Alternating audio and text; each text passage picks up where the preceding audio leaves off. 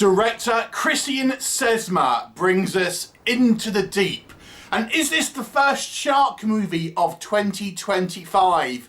This one is notable for featuring Richard Dreyfuss, of course one of the primary characters or primary actors from the original Jaws movie, making his return to shark-based movies. The movie actually stars Scout Taylor-Compton, a mainstay of modern horror movies, and also one-time Lestat Stuart Townsend. So this isn't to be confused with In the Deep, which was the original name of 47 Meters Down. It even has a very similar poster to the original 47 Meters Down movie. So Into the Deep. This actually is more similar to a more recent shark movie, Deep Fear, because the primary story is not actually about the sharks. It is actually about dealing with some drug dealers on the high seas, some modern day pirates, you might say.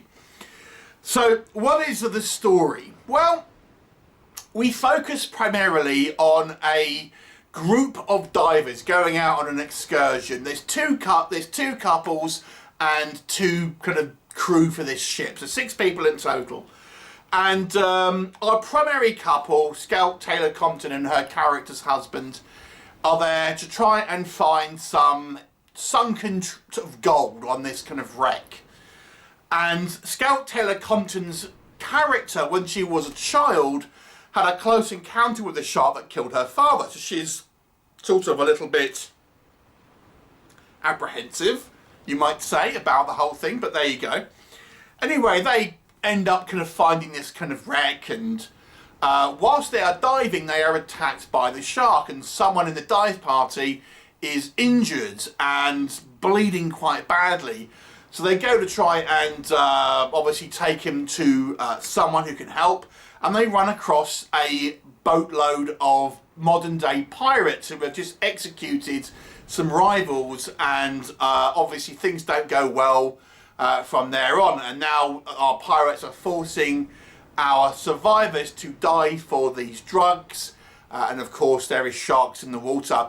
What will happen? You will have to watch the movie and find out. So let's discuss what works. Okay, so this is a sort of lower to moderately budgeted movie, I would say.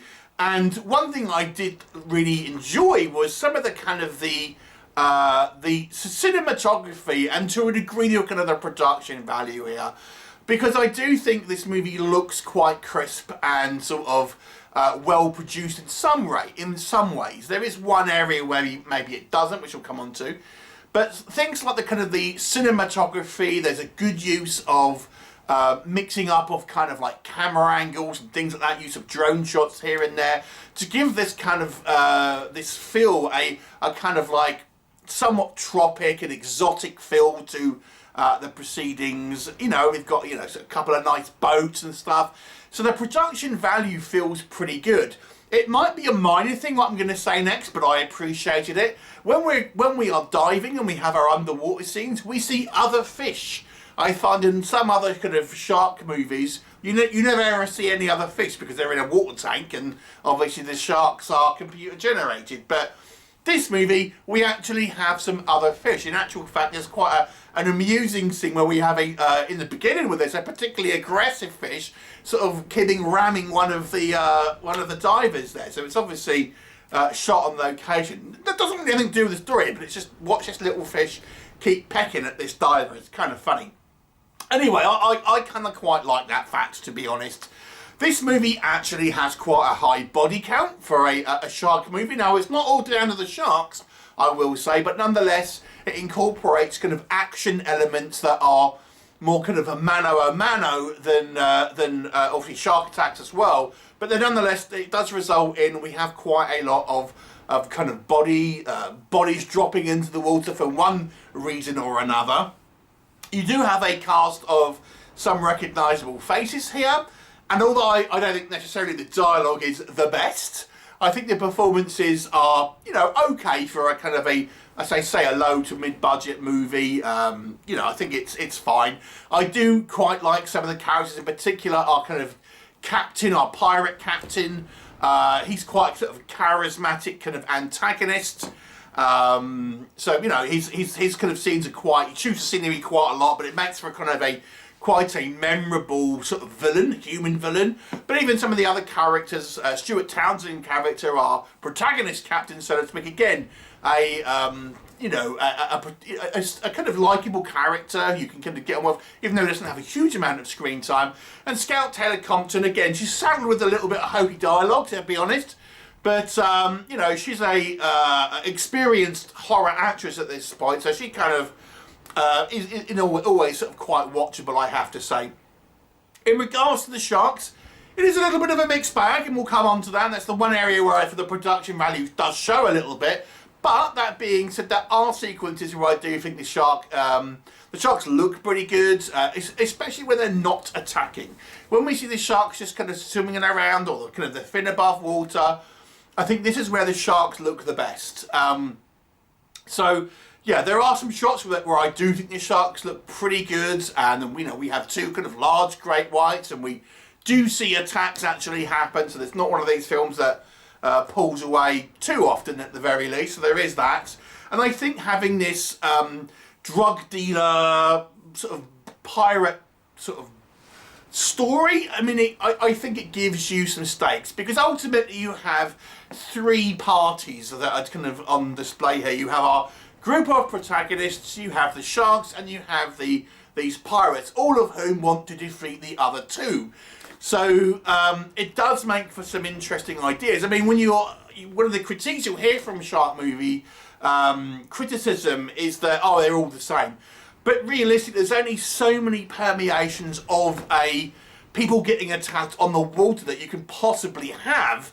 So, like Deep Fear, the other movie I mentioned, I do think this movie benefits from having a kind of a story which is on top of that. Nobody will complain about a human bad guy kind of story, because it's there to kind of waste time, but I think it gives it an extra dimension. It also gives impetus for why people are in the water, because these pirates are making them kind of go into the water to get drugs and stuff, so there's a reason for these people being in the water, maybe when they wouldn't otherwise be, so that kind of makes sense in that regards. What doesn't work in this movie, so let's just turn our attention to the sharks themselves. I kind of mentioned it.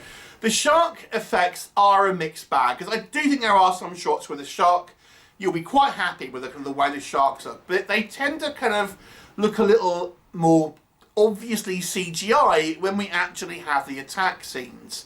And this is where I think the graphics and the kind of the rendering looks a little on the kind of the cheaper side. And this is when you realise this is a lower budget movie, because they don't look the best. And for some reason the shark effects, whilst they're attacking, do look significantly less good, shall we say, than when they're just kind of swimming around or kind of doing their own thing, or even just in the vicinity. So, you know, the sharks aren't great all of the time.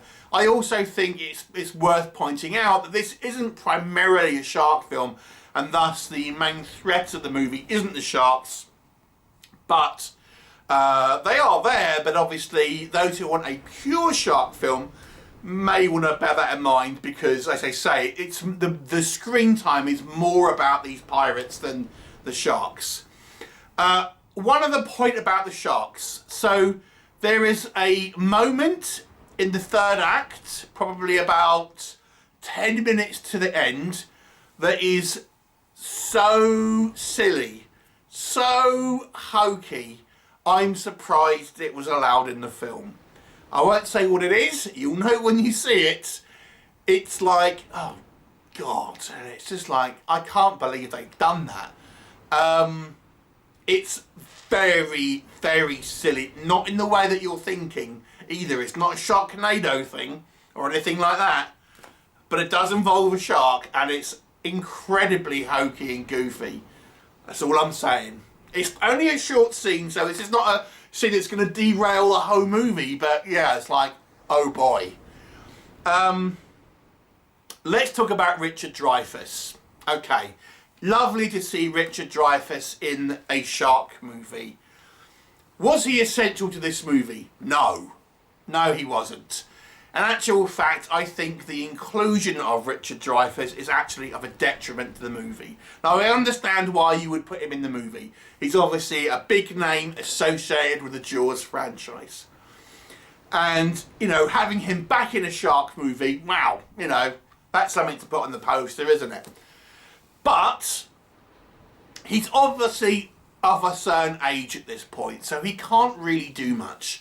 So his scenes are relegated to flashback sequences where he is talking to Scout Taylor-Compton's character, but as a young girl. And because they want to have a lot of Richard Dreyfuss scenes in the movie, every so often the movie will stop and then have a flashback with Richard Dreyfuss giving some kind of like overcome your fears type kind of advice to Scout Taylor-Compton's character as a young girl. But those flashback sequences, there's just too many of them. There is too many of them, and it really sort of cuts the tension and sort of derails the pace of the movie, because they want to kind of feather in as many Richard Dreyfuss scenes as they can, because, you know, he's probably quite elderly at this point. He can't get on a boat, or there's, you know, he's fairly can't get around all that sort of much. So they kind of worked around him and incorporated these scenes into the movie. I have to say as well, even outside of that, I don't think the flashback sequences are particularly well handled. There's flashbacks within flashbacks, and at points you're not even sure what you're watching, if it's a flashback or if it's, you know, if it's kind of the current time. They really don't serve a huge amount of purpose outside of the kind of like motivational, like overcome your fears type sort of sentiment, which it didn't need that amount. But again, they're doing this because they've got Dreyfuss and they want to add him to give him a certain amount of screen time so they can obviously put starring Richard Dreyfuss. But I don't think it helped the story. And I actually say, I think if you it's nice having him in there, but it's kind of like, I do think it interrupts the pace of the movie, and ultimately, you know, I think is a little bit of a detriment. I've mentioned some of the dialogue. I think some of the kind of like the attention to detail here is a little on the weaker side. Some of the dialogue just seems hokey. It seems a little bit sort of, a little bit too explainy, like we've got to explain the scene, so we'll have this kind of exposition sort of dialogue that doesn't sound particularly kind of natural. Outside of the dialogue, there's just a few things here that you're thinking, surely you would do this. Like the first guy that gets injured, he gets his arm bitten off, and I think, okay, well the sensible thing would be to get a belt and like tie his wounds to stop the bleeding coming out. Doesn't happen. When they're underwater and they first see sharks, you know, that's the sign for a shark, putting like a hand above your head. I don't even go scuba diving, and I know that, but it just sort of doesn't happen. And so like, there's just some sort of elements here that it just seems a little bit rushed through in regards to the kind of the effect here. So, you know, you'll just notice a few things that it just looks like that one take, that'll do, move on. We're on, you know, we've got tight on time here, we need to get on to the next scene, because it kind of feels like that sometimes. So overall, I think this movie is a watchable film. I do think it's a watchable film, but I think primarily that actually comes from more of the storyline with the pirates, I will say. The shark stuff is fine, but it's not particularly kind of memorable. You know, you've seen worse, you've seen better. The pirate kind of stuff, as I say, makes for an interesting A plot, whilst the sharks make a, you know, an interesting B plot, I suppose. But the movie has its problems, and it's not the kind of like the low budget sort of stars that you'll sometimes get, like 47 Metres Down, maybe like Shark Bait. And so there are lower budget movies that I do think kind of elevate to the genre to a degree. This one's about mid-level. It's not bad, there's certainly a lot worse than this, but I don't think it's going to be held up as one of the greatest shark movies ever. I'll give it a 5 out of 10. Have you seen it? What did you think of it? Leave me a comment and I shall look forward to seeing you next time.